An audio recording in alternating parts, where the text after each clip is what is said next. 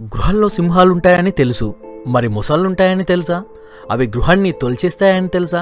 కొందరు శాస్త్రవేత్తలు అక్కడికి వెళ్ళకపోతే ఈ విషయం ఎవ్వరికీ తెలిసేది కాదు.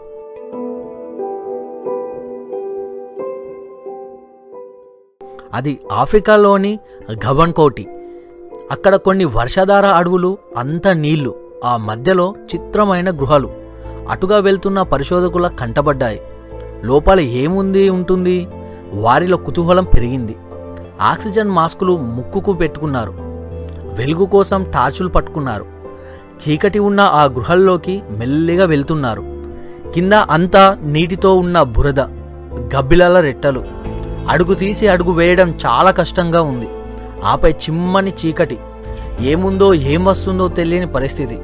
కొంత దూరం వెళ్ళాక లోపల ఓ రకమైన పొగలు, పీలిస్తేనే కుప్పకూలిపోయే విషవాయువులవి. అయినా వారు వెనక్కి తగ్గలేదు. లైట్ల కాంతిలో ముందుకు వెళ్తూనే ఉన్నారు.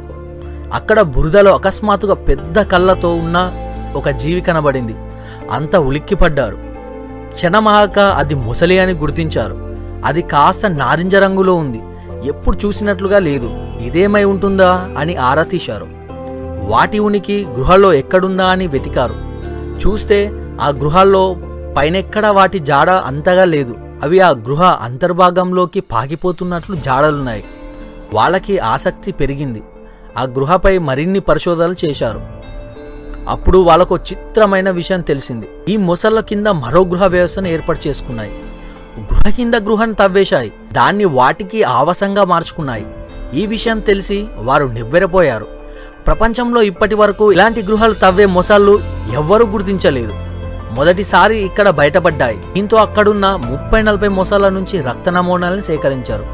వీటి కడుపులో ఏముందా అని ఆరా తీశారు.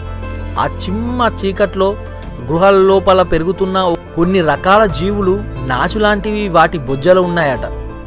ఇలాంటి అరుదైన మొసళ్ళు 100 నుంచి 200 వరకు లోపల ఉన్నట్లు అంచనా వేస్తున్నారు. ఇలా చీకట్లో గృహల్లో ఉండే మొసళ్ళు ఇప్పటి వరకు కనబడకపోయేసరికి ఇలాంటి కొత్త జాతి ఒకటి ఇక్కడ వృద్ధి చెందుతున్నట్లు గుర్తించారు.